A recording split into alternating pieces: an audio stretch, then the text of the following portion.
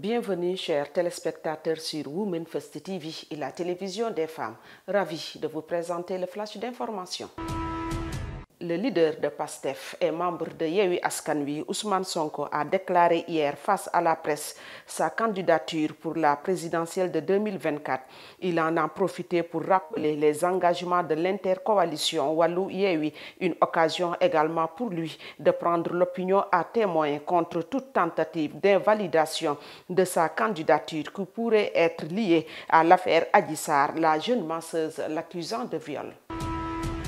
Pour réduire les accidents d'origine électrique, le Comité sénégalais pour la sécurité des usagers de l'électricité COSUEL a équipé 500 artisans électriciens de kits de contrôle. Lors de la cérémonie de remise qui s'est déroulée hier, le directeur général de COSUEL, Mamadou Lamine Dia, a insisté sur la sécurité des installations électriques, initiative bien saluée par le directeur général de la Sénélec, Pape Mademba Bitèye.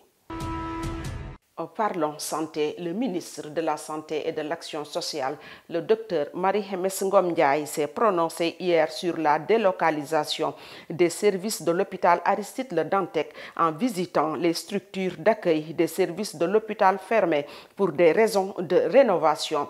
Faisant le point, elle a indiqué que le plan de déménagement a été bien préparé et qu'aucun malade n'est laissé en rade. Face maintenant à l'actualité internationale en Algérie, les incendies meurtriers sont totalement maîtrisés, a déclaré hier le colonel du corps des pompiers Farouk Achour. Ces incendies ont ravagé mercredi et jeudi dernier des zones boisées et urbaines du nord-est de l'Algérie en faisant au moins 30 morts, parmi lesquels 11 enfants et 6 femmes.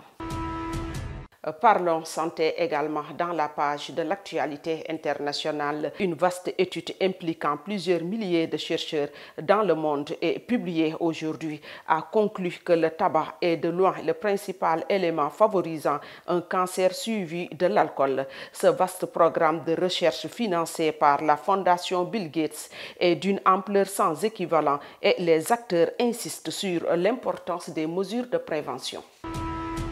Le secrétaire général des Nations Unies, Antonio Guterres, s'est rendu ce vendredi à Odessa, port ukrainien crucial pour la reprise des exportations des céréales bloquées par la guerre. Il a également demandé à la Russie de ne pas couper la centrale nucléaire de Zaporizhzhia qu'elle contrôle du réseau ukrainien au moment où Kiev et Moscou s'accusent mutuellement de dangereux bombardements du site.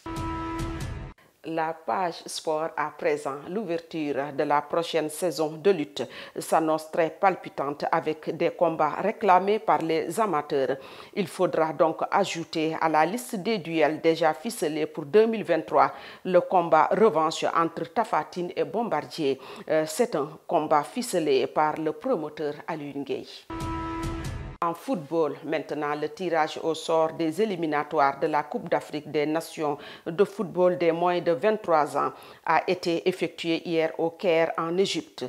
Exemptée de premier tour, l'équipe nationale du Sénégal affrontera donc le vainqueur de la confrontation entre le Burkina Faso et la Gambie pour le tour suivant. 38 équipes sont engagées dans les éliminatoires de cette CAN qui aura lieu en juin 2023 au Maroc. Voilà, chers téléspectateurs, c'était tout pour ce flash d'information. Je vous rappelle que nos programmes se poursuivent sur wf1tv.com et sur l'application mobile. Quant à moi, je vous donne rendez-vous mardi à la même heure avec la grâce de Dieu.